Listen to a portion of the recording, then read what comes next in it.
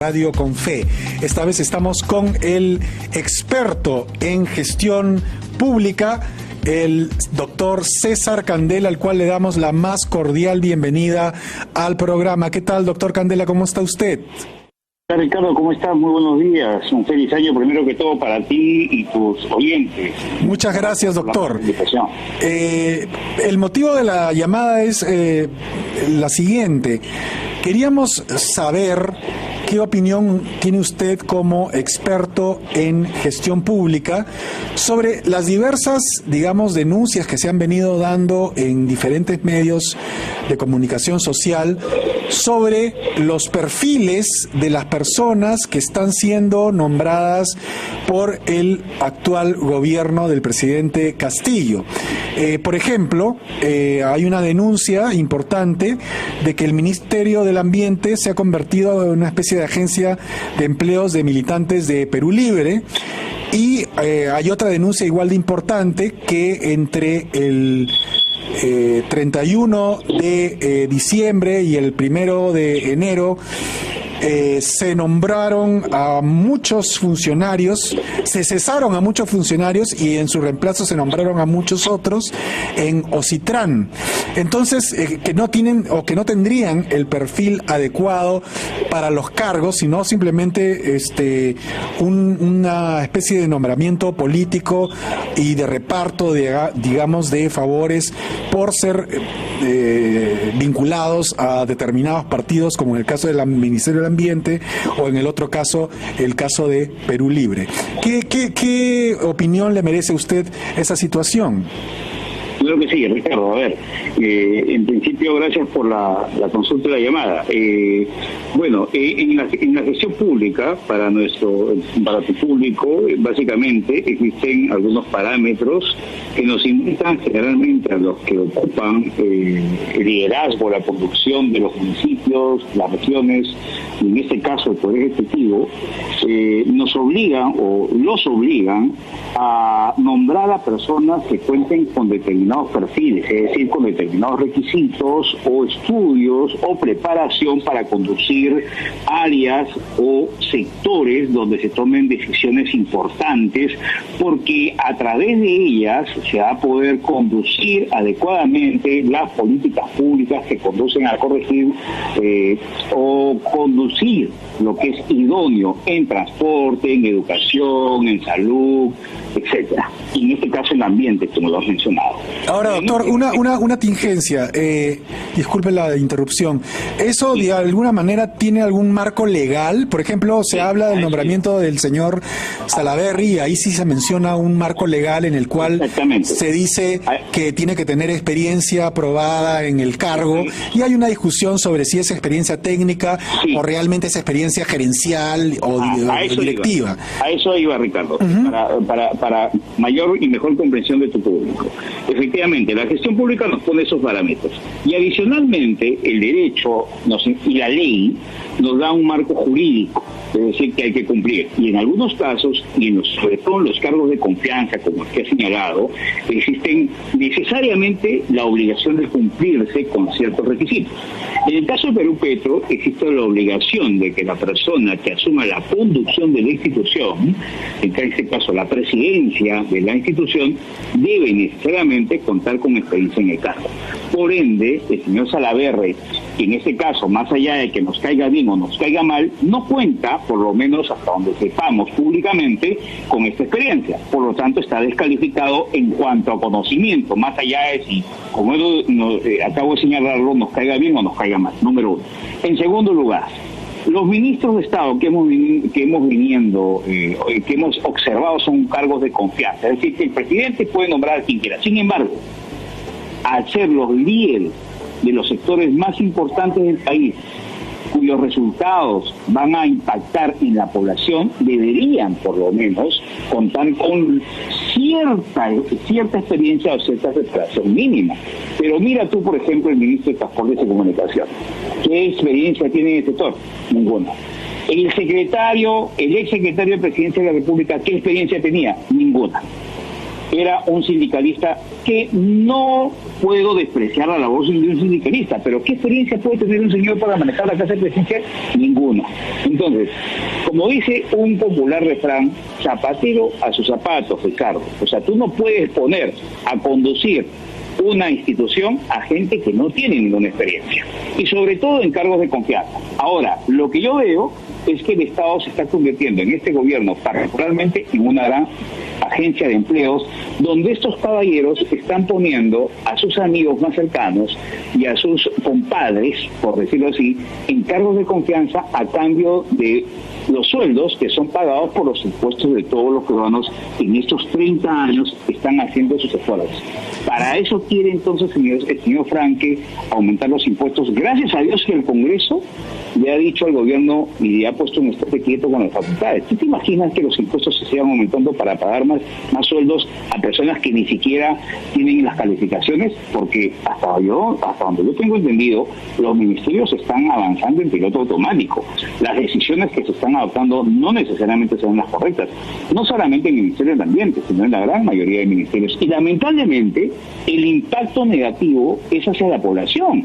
A eso quería preguntarle, ¿qué impacto tiene este tipo de nombramientos en la población? Porque bueno, uno podría decir, en el Perú siempre, bueno, en el Perú y tal vez en otros países del mundo, siempre hay este tipo de alguna forma de favores en los cuales quienes pertenecen a un partido político se benefician con nombramientos políticos, pero digamos, no es pues que todo el aparato político, todo el aparato, digamos, del Estado se cope, ¿no? Es decir, eso ya lo habíamos sufrido en la época de los 80, pero de alguna manera como que habíamos salido de esa situación en los 90 y posteriormente en estos primeros 20 años del siglo XX. Para explicarlo, Ricardo, de una manera muy coloquial, es como cuando tú tienes un equipo de fútbol de 12 profesionales en la cancha y tú tienes un director técnico, los jugadores esperan las instrucciones del director técnico, ¿cierto? Uh-huh. Entonces, si tú pones a un director técnico que nunca ha dirigido un equipo profesional, los jugadores juegan libremente, sin una conducción, sin una técnica. Eso es lo que está pasando. Entonces, ¿quiénes se perjudican? El público no sabe qué va a pasar, no sabe si va a haber goles o no. Entonces, llevemos eso al terreno de la gestión pública. Si tú nombras de gerente o de presidente de una institución a una persona que va a empezar a aprender mientras que la institución tiene que funcionar, porque el señor Salaverry va a entrar a conocer qué hace la institución. ¿Y qué hace esa institución? Tiene que ver con los contratos petroleros, tiene que ver con los convenios. Ya, el señor recién va a aprender cómo funciona la institución. ¿Cuánto va a llevar eso? ¿Un mes? ¿2 meses? 3 meses? Y mientras tanto la entidad va a estar paralizada o semiparalizada. Ya, esa es una institución. Y lo que viene pasando, estamos hablando de cuántas entidades en todo el país que están dirigidas por este gobierno. Decenas de instituciones, donde hay miles de trabajadores que lo único que hacen es marcan tarjeta, por decirlo así, y esperan instrucciones. Algunos se sentarán a ver qué hacen, harán lo de rutina y se acabó el tema. Pero recordemos que el Estado presta un servicio a la ciudadanía. Y por ende, en vez de prestar un servicio efectivo al 100%, lo debe estar prestando a un 30 y un 40%. Y ese es el problema, que la ciudadanía en ese momento, y más aún de pandemia, lo que espera de la administración pública es una efectividad al 100%, y lo que está recibiendo es una efectividad al 30 o 40%. Ahora, eso no es privativo, doctor, de solamente del Poder Ejecutivo, también es un asunto. Yo he trabajado en el Congreso de la República y había ahí también, digamos, una política de meter gente de los partidos políticos al Congreso que realmente a veces no hacían absolutamente nada, es decir, se sentaban, iban a leer su periódico, marcaban su tarjeta, entraban a las 9, se iban a las 5 y al fin de mes cobraban un sueldo bastante alto. Entonces, no solamente es una cuestión del Ejecutivo, ¿no? También del Legislativo, pero ¿sabes qué pasa, Ricardo? Que hay una diferencia.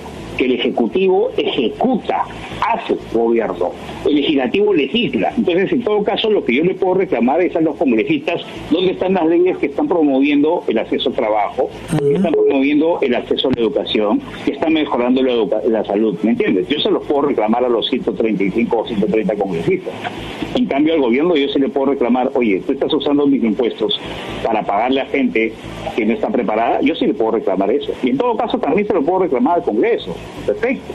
Pero a lo que yo voy, que en este momento el Ejecutivo es el que implementa y ejecuta la política pública. Eso no lo hace necesariamente el Congreso. Al Congreso hay que reclamarle su inactividad para fiscalizar, porque a mí me llama la atención, por ejemplo, por qué el Parlamento no está interpelando al ministro de Transporte, por qué no cita ya al ministro de Justicia, que es un majadero y que le falta respeto todo el día al Perú, está haciendo de abogado del presidente en vez de encargarse de buscar un mejor acceso a la justicia a la ciudadanía. Eso debería estar haciendo el ministro de Justicia, que parece más bien un niño malcriado y no un adulto responsable que ejerce y debería ejercer de forma ejemplar la cartera de justicia. Eso debería estar haciendo el ministro, en mi humilde opinión, ¿no? Entonces, esas son las cosas que obviamente a mí realmente me parecen reprochables y creo que hay que corregir. Y hay que decirlas, ¿no? Porque yo tampoco veo a los parlamentarios llamar la atención. Y yo lo digo, no solamente acá, lo digo en redes, que es donde un mecanismo que uno puede expresar, porque a veces uno no tiene la posibilidad de expresarlo en medio de comunicación. El Parlamento tiene que señalar permanentemente al gobierno lo que está sucediendo. Y el señor Castillo, en vez de gobernar, lo único que está haciendo lamentablemente es perder el tiempo. Tenemos casi 7 meses y yo no veo lamentablemente más que cuestionamiento, malas designaciones, cambios de gabinete, y estamos perdiendo tiempo donde lo que deberíamos hacer es lograr que la mayor cantidad de peruanos que han perdido el trabajo empiecen a accederlo cuanto antes, a implementar políticas para de una vez ver la forma. Mira, en otros países en estos momentos el aumento del contagio del Omicron y del COVID está generando de todas maneras un impacto. El ministro de Salud ha salido este fin de semana a decir que Perú no está preparado para la tercera ola. ¿Y qué estaba haciendo entonces este ministro de los 6 meses? ¿Qué estaba haciendo estos 6 meses? Dime tú. ¿Qué estaba haciendo el señor Caraguapoma mientras que cobraba su sueldo estos 6 meses? ¿Qué estaba haciendo? Ahorita en salud no paran los reclamos de desabastecimiento de medicamentos. Bueno, porque además era previsible que iba a haber una tercera ola, eso ya lo sabíamos. Por supuesto, no hay que ser, eso lo sabes tú y eso lo sé yo, sin ser médicos ni científicos. Basta leer los medios de comunicación que en el mundo, porque ahora todo se ve a través de los medios de comunicación, porque la información llega por todos lados. ¿Qué están haciendo estos señores? Nada, asignando empleos a los amigos, porque durante meses hemos visto que de salud han estado entrando personas, hasta una secretaria ha sido designada de gerente legal de salud, y acá no pasa absolutamente nada. Nos estamos acostumbrando a estos escándalos y lamentablemente nos estamos acostumbrando porque nadie hace absolutamente nada. Ahora, a eso iba, doctor, como una última pregunta que quería saber. Usted dice que nadie hace absolutamente nada y yo le quería preguntar, como le dije como última pregunta, es ¿qué labor le toca a la Contraloría en toda esta situación? A eso iba justamente. La Contraloría está haciendo informes. Si usted se gobierno con los informes, nada, no sucede pisapapeles. O tú ves que pasa absolutamente algo. Entonces, ¿qué cosa tengo que hacer el Congreso? El Congreso tiene que interpelar, tiene que censurar, o es que los favores son tantos que simplemente, porque yo no veo un Congreso decisivo a hacer una oposición contundente. Ojo, yo no estoy hablando de ninguna vacancia. El interpelar y el censurar es un derecho y una prerrogativa del Parlamento. El Parlamento no es un convidado de piedra en la democracia. Y a eso nos estamos acostumbrando. Tenemos un Parlamento que simplemente está de convidado de piedra en esta democracia. Y eso tiene que terminar. Yo soy un humilde ciudadano más. Y estoy seguro que hay millones de peruanos que piensan igual que yo. Y si han designado un Congreso es para que nos representen, no para que estén de adorno simplemente, ni estén pasando por casa fin de mes. Eso tiene que terminar, Ricardo. Ok, doctor, le agradezco mucho la entrevista, creo que ha sido muy esclarecedora y esperemos pues que estos nombramientos que vienen a ser nombramientos indebidos, de amiguismo, que no tienen nada que ver con digamos, la especialización para los cuales son requeridos, terminen, o que el Congreso termine de ponerle coto a esta situación. Ricardo, sí, dígame. Gracias, y todos tienen el derecho al trabajo, pero el trabajo se da a la persona que corresponde y donde corresponde.